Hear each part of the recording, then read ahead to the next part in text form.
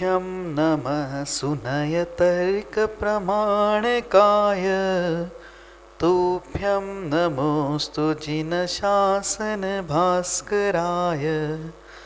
निस्संगमूर्ति गुरुदेव नमोस्तु तुभ्यं। आध्यात्म सूरि सुविशुद्ध नमोस्तु तुभ्यं। आध्यात्म सूरि सुविशुद्ध नमोस्तु तुभ्यं। बोलो पंच परमेष्टि भगवान की जय। 1000 श्री आदिनाथ भगवान की जय। अंतिम तीर्थेश भगवान महावीर स्वामी की जय। आचार्य भगवान गुरुवर श्री विशुद्ध सागर जी महाराज की जय। जय मुनि श्री सुप्रभ सागर जी महाराज की जय। जय मुनि श्री प्रणत सागर जी महाराज की जय। जय जैन बंधुओं, समीचीन विकल्पों का सम्यक समाधान इस बहुचर्चित कार्यक्रम में मैं आप सभी का स्वागत करता हूं। सवाल एक, जवाब अनेक। एक सवाल से अनेकों के मन की भ्रांति, अनेकों के मन के जो विकल्प है उसका समाधान दूर होता है और उस कार्यक्रम का नाम है सम्यक समाधान। आचार्य भगवान गुरुवर श्री विशुद्ध सागर जी महाराज के परम परम आशीर्वाद से मुनि श्री सुप्रभ सागर जी महाराज, मुनि श्री प्रणत सागर जी महाराज पवन सानिध्य में इस कार्यक्रम का प्रतिदिन मोराजी सागर से प्रसारण आपके लिए चल रहा है। आपके विकल्प हम तक पहुंच रहे हैं और उस विकल्प का समाधान मुनि श्री सुप्रभ सागर जी महाराज अपनी ओजस्वी वाणी से कर रहे हैं। ये जो विकल्प होते हैं, हर एक का पुण्य नहीं होता है कि वो विकल्प हम तक पहुँचे, या उनको यही नहीं पता होता है कि उसका कौन सा प्लेटफॉर्म है और हम उस विकल्प को कहाँ पहुँचे ताकि हमारे मन की भ्रांतियाँ दूर हो जाएं। तो ये जो सम्यक समाधान नाम का कार्यक्रम है उसमें आप अपने विकल्प कैसे भी हो, सामाजिक हो, सामाजिक हो या अपने धर्म से रिलेटेड हो, तो आप उस जो विकल्प है वो हम तक पहुँचाए और उसका मुनि श्री सुप्रभ सागर जी के महाराज के मुखारविंद से हम समाधान आप तक पहुंचाएंगे। मैं मुनिश्री के चरणों में नमोस्तु करते हुए मुनिश्री प्रणत सागर जी महाराज से यह विनय करता हूं कि हे स्वामी, आज के इस कार्यक्रम को गति प्रदान करते हुए संचालन करें। नमोस्तु नमोस्तु नमोस्तु।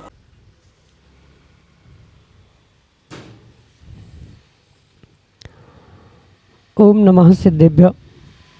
पंच परमेष्टि भगवान की परम पूज्य आचार्य भगवंत गुरुवर विशुद्ध सागर जी महाराज की, परम पूज्य मुनि श्री सुप्रभ सागर जी महाराज की। समीचीन विकल्प जो कि हमें मोक्ष के द्वार तक ले जा सकता है, और वहीं एक विकल्प जो कि संसार में भटकाने वाला है। समीचीन विकल्प जब सम्यक समाधान को प्राप्त होता है, जब समीचीन विकल्प का सम्यक समाधान किसी निर्ग्रंथ गुरु के मुखारविंद से हमें प्राप्त हो, तो निश्चित ही वह हमारे मोक्ष के मार्ग का कारक बन जाता है। ऐसा वह कार्यकारी उपाय समीचीन विकल्पों का सम्यक समाधान प्रतिदिन हम परम पूज्य मुनि श्री सुप्रभ सागर जी महाराज के मुखारविंद से प्राप्त कर रहे हैं। प्रारंभ करते हैं आज का सम्यक समाधान। और आज का पहला विकल्प जयपुर राजस्थान से नेमीचंद छावड़ा परम पूज्य मुनिश्री के चरणों में बारंबार नमोस्तु निवेदित करते हुए अपना समीचीन विकल्प रख रहे हैं कि महाराज श्री, काला मन उजला कैसे हो, और उजला भी ऐसा हो कि मोक्ष गमन तक उजला बना रहे। क्या ऐसा होना संभव है? हमारे समीचीन विकल्प का सम्यक समाधान करने की अनुकंपा करें। नमोस्तु महाराज जी, नमोस्तु। ओम नमः सिद्धम। परम पूज्य आचार्य भगवान गुरुवर विशुद्ध सागर जी महाराज की।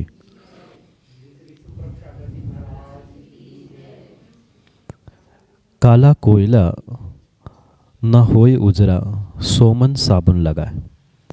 ऐसा भले ही कहा जाता है, पर वह कहावत काले कोयले के लिए है, काले मन के लिए नहीं। अगर हम सर्वथा ऐसा ही मान ले कि काला मन कभी सफ़ेद उजला नहीं हो सकता, तो कभी भी ये मनुष्य भगवान बन ही नहीं सकता। क्योंकि जो मिथ्या दृष्टि जीव है, परिपूर्ण रूप से मिथ्यात्व के निमित्त से, असंयम के निमित्त से, अवृत्ति, प्रमाद, कषाय, योग, इन सभी कर्मों के बंधों के निमित्त से ही वह वर्तमान में जीव परिपूर्ण रूप से अपने काले मन के साथ है। और सर्वथा उस काले मन को सफ़ेद करना संभव नहीं ऐसा मान लिया जाए तो कभी भी आत्मा से परमात्मा बनने की विधि या आत्मा से परमात्मा बनना संभव ही नहीं हो सकता। इसलिए जो आगम में हमारे पूर्वाचार्यों ने आत्मा, परमात्मा आदि की व्याख्या की है, वह बहिरात्मा से ही अंतरात्मा बनती है और अंतरात्मा ही परमात्मा बनती है। इसी आत्मा में जो त्रिविध शक्ति है, ऐसे ही जैसे आत्मा में त्रिविध शक्ति है, ऐसे ही वह मन के सत्ता के साथ भी या मन के साथ भी हमें समझना होगा। क्योंकि जो संगी होता है यानी मन के सहित होता है, वो ही जीव पुरुषार्थ करते हुए परमात्मा बन सकता है। जो मन से रहित होता है वह परिपूर्ण रूप से एक इंद्रिय, दो इंद्रिय, तीन इंद्रिय, चार इंद्रिय व असंगी पंचेंद्रिय जीव परिपूर्ण रूप से मात्र और मात्र मन के अभाव में मिथ्यात्व गुणस्थान के साथ ही होता है। और उसके निमित्त से, उसके मन के अभाव होने से वहाँ तो कोई विषय ही नहीं था, पर जो संगी पंचेंद्रिय बना था उसके भी वह काले कलुष्ठे मन के निमित्त से ही वह अनादिकाल से आज तक वह बहिरात्मा बनकर घूम रहा है। कषायों के निमित्त से, विषयों के निमित्त से जो मन में कालापन छाया है, कर्मों के निमित्त से जो कालापन छाया है, उस कालिमा को नियम से वह जीव अपने मन से, आत्मा से हटाते हुए वह मन को उजरा करते हुए परमात्मा भी बन सकता है, मन को भी हटा सकता है। क्योंकि जब तक मन की सत्ता है तब तक आत्मा परमात्मा नहीं बन सकता, और उस मन को उजला किए बिना जीव किंचित भी परमात्मा क्या, वह श्रमण भी, मुनि भी नहीं बन सकता। क्योंकि जो लेशा आदि के निमित्त से भी आगम में व्याख्या प्राप्त होती है।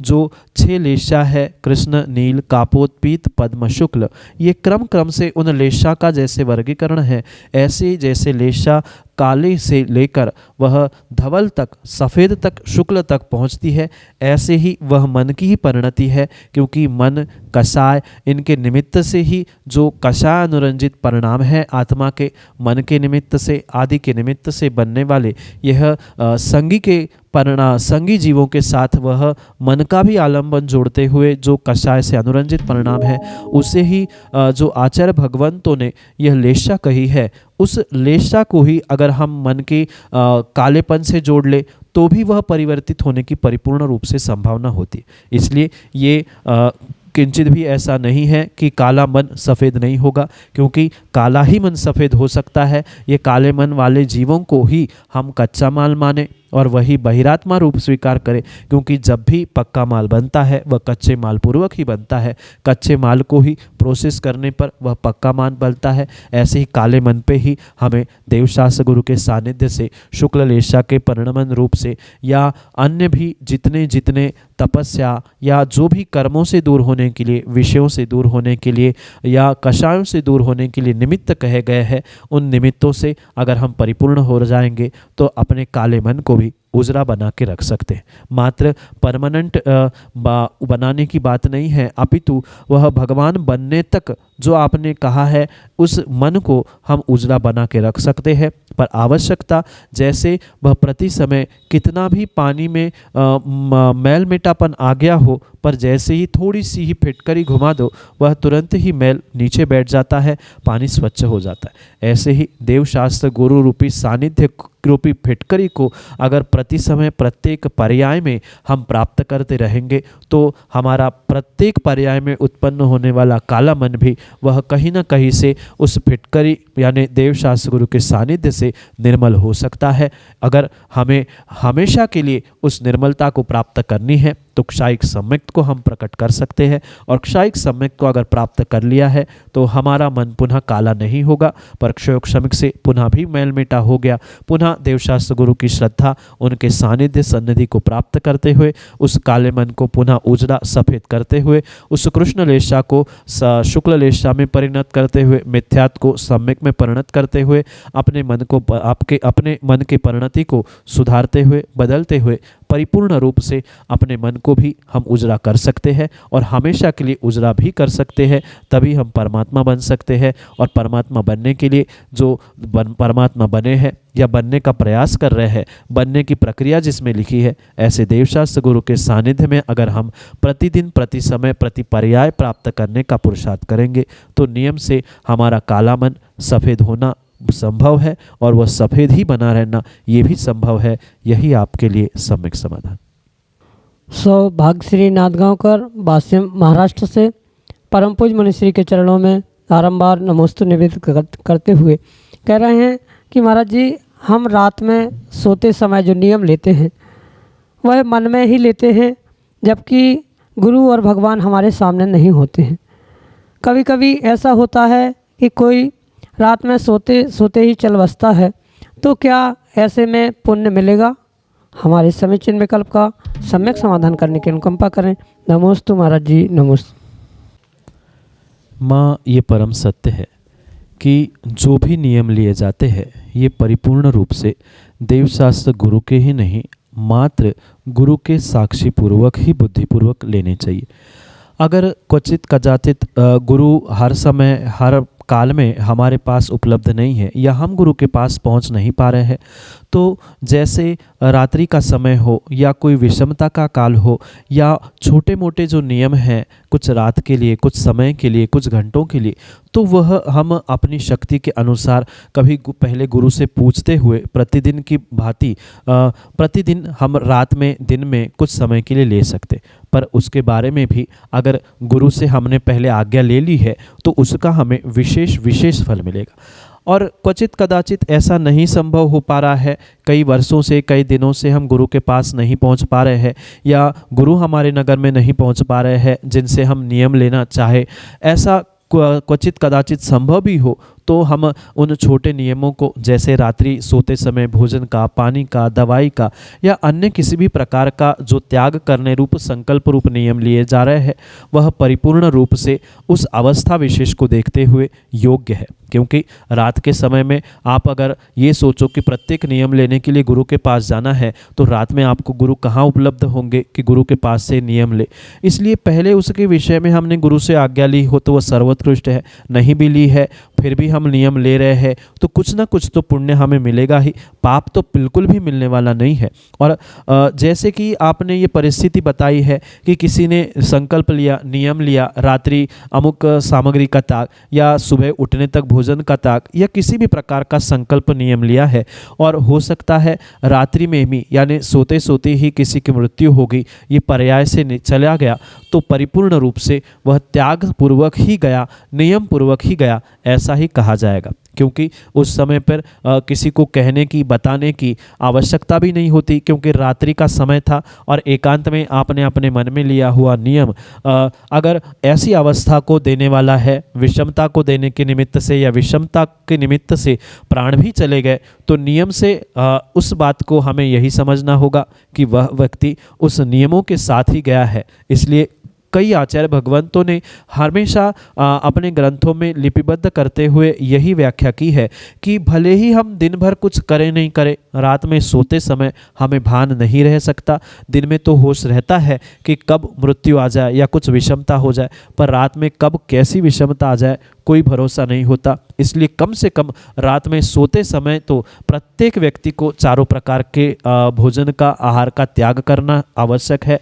कम से कम इतना तो संकल्प अवश्य ही करें कि हम सोते सोते कुछ नहीं खाएंगे या बेड पे कुछ नहीं खाएंगे। इतना भी संकल्प करते हुए अगर प्राण जा रहे हैं तो भी वह चारों प्रकार के त्याग पूर्वक गया जीव, ऐसा ही कहा जाएगा। इसलिए जितनी शक्ति हो जीव की, उतने शक्ति के अनुसार रात्रि में वह सोते समय नियमों का पालन करे, संकल्प लेता रहे।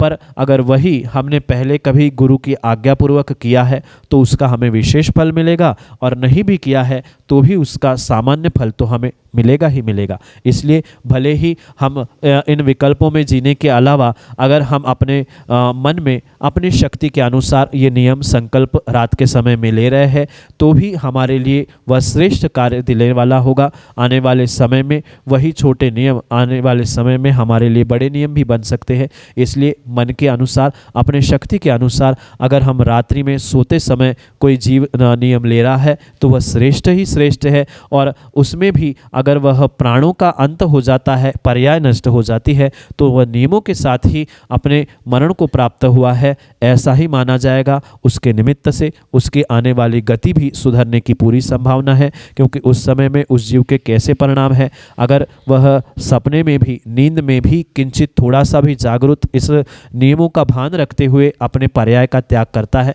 भले ही दुनिया को या घर वालों को, समाज वालों को कुछ नहीं पता है, पर उस नियम के प्रति उस जीव की भी दृढ़ शक्ति है, दृढ़ श्रद्धान है, तो नियम से, उस नियम का, छोटे से भी नियम का, भले ही स्वयं से लिए हुए उस नियम का भी उसे पुण्य अवश्य ही लगेगा। गुरु साक्षी का, गुरु आज्ञा का विशेष फल मिलता, पर इसका भी फल व्यर्थ नहीं जाएगा। मन से लिया हुआ, स्वशक्ति से लिया हुआ, रात्रि के समय में लिया हुआ वह नियम भी कहीं न कहीं आने वाले समय में वह विशाल वृक्ष के लिए आज का वह छोटा सा नियम बट के बीज के समान होगा। यही आपके लिए सम्यक समाधान। श्रीमती मनीषा जैन, अध्यक्षा बाहुबली महिला मंडल, मोराजी सागर, मध्य प्रदेश से परम पूज्य मनीश्री के चरणों में बारंबार नमोस्तु निवेदित करते हुए अपना समीचीन प्रश्न रख रहे हैं कि महाराज जी, जीवन बहुत छोटा लगता है जब हम अपने दुखद पलों को भूलकर केवल सुखद पलों की स्मृतियों में उसका आनंद लेते हैं, और यही जीवन बहुत बड़ा बोझिल प्रतीत होता है जब हम अपनी स्मृतियों में अपने दुखद क्षणों की पुनरावृत्ति करते हैं। तो हम अपने जीवन का प्रत्येक पल सुखद और मंगलकारी कैसे बनाएं? हमारे समीचीन विकल्प का सम्यक समाधान करते हुए हमारा मार्गदर्शन करने की अनुकंपा करें। नमोस्तु महाराज जी, नमोस्तु। जीवन में माँ सुख दुख किंचित भी पराधीन नहीं है।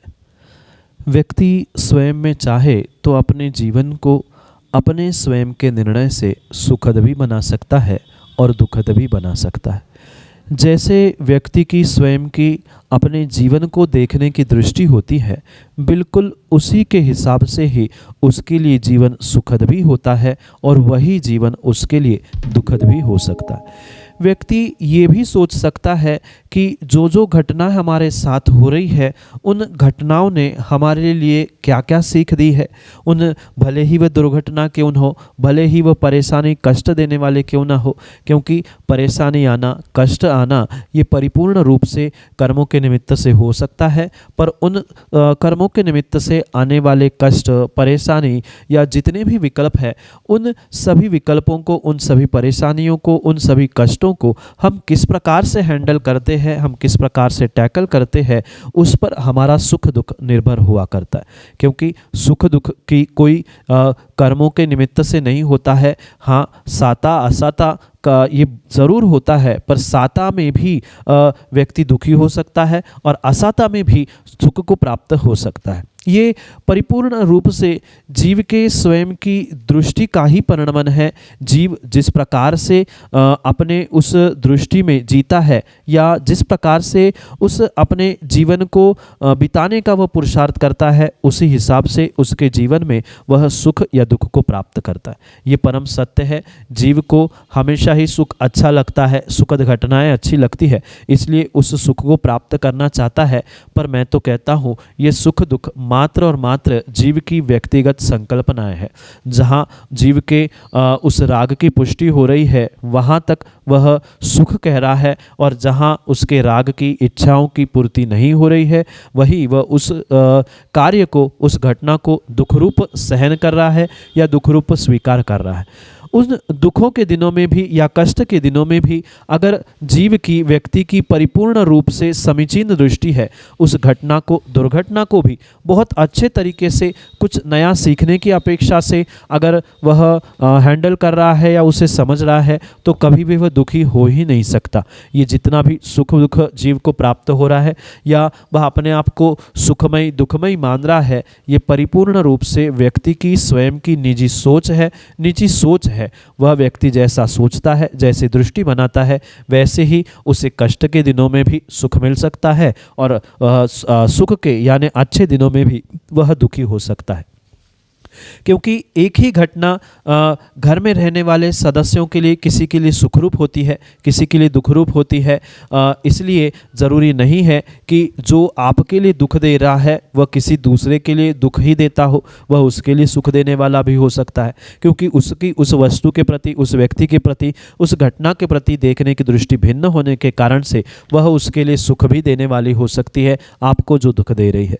इसलिए परिपूर्ण रूप से वह सुख दुख का जो तालमेल है ये मात्र और मात्र व्यक्ति की स्वयं की मानसिकता है, और व्यक्ति जैसी मानसिकता सोच बनाता है वैसे ही उसके जीवन में वह जीवन सुखमय या दुखमय हो सकता है।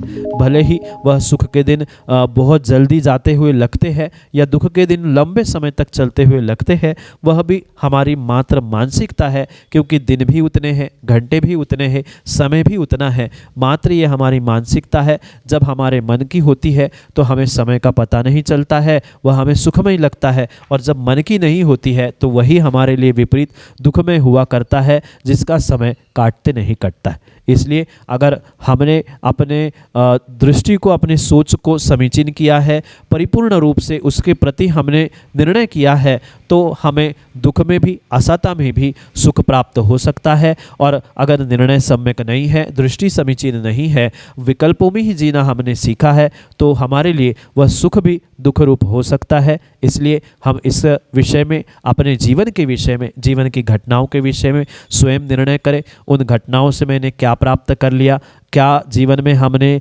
योग्य कर लिया, आदि आदि बहुत सारी अपने उस पॉजिटिव थिंकिंग से, अपने समीचीन सोच से अपने जीवन को सुखमय बना सकते हैं। यही आपके लिए सम्यक समाधान। राखी जैन, नगर फोर्ट, टोंक, राजस्थान से परम पूज्य मनीषी के चरणों में बारंबार नमोस्तु निवेदित करते हुए अपना समीचीन विकल्प रख रहे हैं कि महाराज जी, यदि किसी मंदिर में अभिषेक पूजन के बर्तन गीले पानी से धुल रहे हैं तो क्या यह सही है? क्योंकि हमारे यहाँ ऐसा ही हो रहा है। हमारे समीचीन विकल्प का सम्यक समाधान करने की अनुकंपा करें। नमोस्तु महाराज जी, नमोस्तु। मात्र पूजन, अभिषेक आदि के ही बर्तन नहीं, अपितु घर गृहस्थी में भी प्रयोग किए जाने वाले प्रत्येक बर्तन के साथ जो आगमोक्त व्याख्यान लिखा है, वह बर्तन प्रतिदिन प्रति कार्य के बाद मांजने आवश्यक है। क्योंकि वर्तमान में चाहे मंदिरों में देख लो या घर में देख लो, मात्र पानी से उसे धो लेना या किसी साबुन पाउडर से लगा के उसे साफ करना, ये किंचित भी उस बर्तन साफ करने की विधि नहीं लिखी गई। और विशेष करके जो पूजा, अभिषेक आदि के मंदिर में बर्तन आदि रखे जाते हैं, वे तो परिपूर्ण रूप से किसी न किसी मिट्टी या किसी न किसी उससे मांजने आवश्यक है, राख आदि से। अगर वह पानी से मात्र धुले जा रहे हैं तो वह साफ तो हो जाएंगे पर स्वच्छ नहीं कहलाते। दोनों में अंतर है। जब तक बर्तन मांजे नहीं जाते हैं तब तक वह स्वच्छ नहीं कहलाते। वर्तमान में वह मात्र साफ करने की परिणति या क्रियाएं चल रही है। वह साबुन आदि से साफ तो हो जाते हैं पर जब तक मांजे नहीं जाएंगे तब तक वह किंचित भी किसी भी प्रकार से स्वच्छ नहीं कहलाए जाते। इतना ही नहीं, पूर्व काल में ऐसा भी कार्य होता था कि वह बर्तन अन्य किसी प्रकार से अन्य किसी व्यक्ति के हाथ में पहुंच जाते थे तो उसको समझदार माँ घर में पहले अग्नि से सेकते हुए, अगियाते हुए, फिर उसको मांजते हुए, फिर उसको धोने के बाद, फिर पहुंचने के बाद फिर प्रयोग किया जाता था। आजकल समय का अभाव है और बहुत सारी भौतिकता के चक्कर में, शॉर्टकट के चक्कर में मात्र मांजना और पानी से धोना क्या, आजकल तो बहुत सारे मंदिरों में, क्षेत्रों में भी ये व्यवस्था है, बटन चालू कर दो, वो मशीन में बर्तन गए, वह उधर से साफ होके निकल गए। ये किंचित भी कम से कम मंदिर आदि के बर्तन, पूजा अभिषेक आदि के बर्तनों के साथ तो ये नहीं होना चाहिए, क्योंकि वहाँ हम साक्षात तीन लोक के नाथ श्री जी को विराजमान करते हैं। उनका अभिषेक, उनकी पूजा के लिए तो कम से कम बर्तनों को परिपूर्ण रूप से पहले सूखे से मांजना आवश्यक है।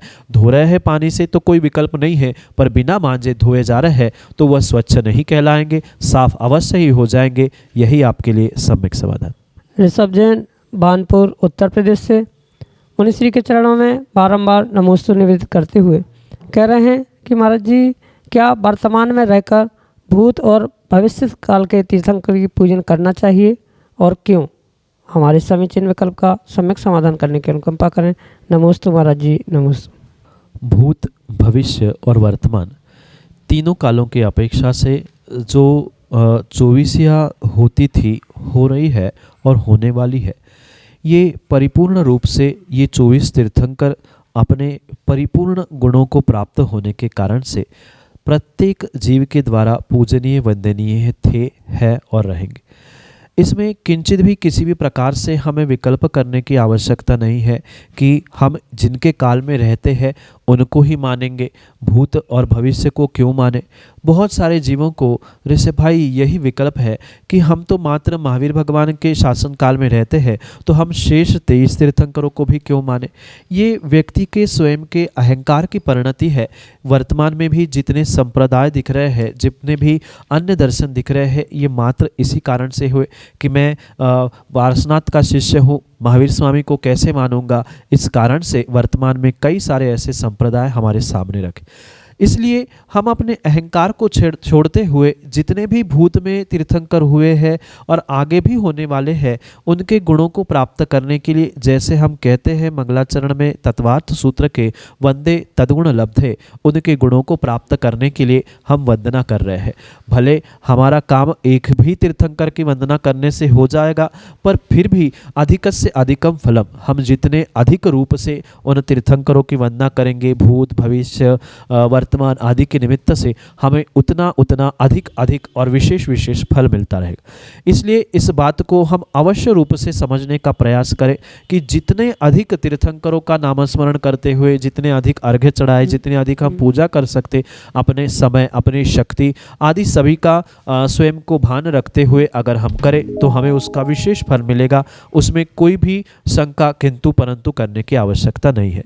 नहीं करेंगे तो भी कोई दोष नहीं है। आप नहीं करोगे तो भूत के या भविष्य के वह तीर्थंकर भगवान आपसे नाराज होकर आपको शाप देंगे, ऐसी भी कोई व्यवस्था नहीं है। या आप उनको दिन में 4 बार नमस्कार करते हुए अर्घ्य चढ़ाएंगे तो वे आपके विशेष खुश होकर भविष्य में आप उनके पास पहुंच जाओगे, ऐसा भी कोई बंधन नहीं है। पर यह परम सत्य है कि जो आप ऐसा करोगे तो स्वयं का भी अहंकार चूर हो जाएगा। साथ में जितना हम अधिक तीर्थंकरों के निमित्त से अर्घ्य, नाम स्मरण, जाप आदि करेंगे, उतना हमें विशेष रूप से फल भी प्राप्त होगा। इसलिए जितना अधिक करोगे उतना अधिक फल भी मिलेगा। इसलिए हम भूत भविष्य वर्तमान आदि 24 तीर्थंकरों को स्मरण करते रहे। हमारे पूर्वाचार्यों ने भी किए हैं और वर्तमान के भी आचार्य करते हैं, सो हमें भी विकल्प करने की आवश्यकता नहीं है। हम भी परिपूर्ण रूप से उनका नामस्मरण करते हुए, हम उनको स्मरण करते हुए अर्घ्य आदि भी चढ़ा सकते हैं, क्योंकि उन्होंने गुणों को प्राप्त किया है, हमें भी उनके से गुणों को प्राप्त करना है।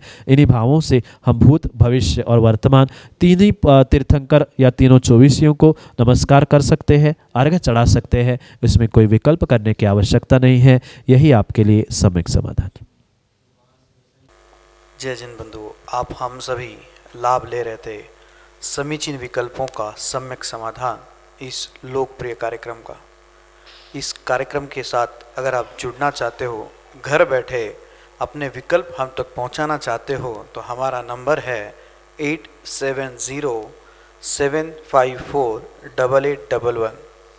नंबर नोट करिएगा, 8707548811। पट्टी पे नीचे स्क्रॉल पे भी यह नंबर फ्लैश होता है, आप उसके माध्यम से भी ये नंबर नोट करके व्हाट्सएप के द्वारा ऑडियो मैसेज या टेक्स्ट मैसेज के थ्रू अपना विकल्प हम तक पहुंचा सकते हो। सम्यक.समाधान यह जीमेल आईडी है। इस आईडी का प्रयोग भी आप कर सकते हो अपना विकल्प पहुंचाने के लिए। यह कार्यक्रम प्रतिदिन शाम को 4 बजे से पारस टीवी चैनल में प्रसारित होता है एवं 5:13 पे सुप्रभ वाच इस यूट्यूब चैनल से प्रसारित होता है।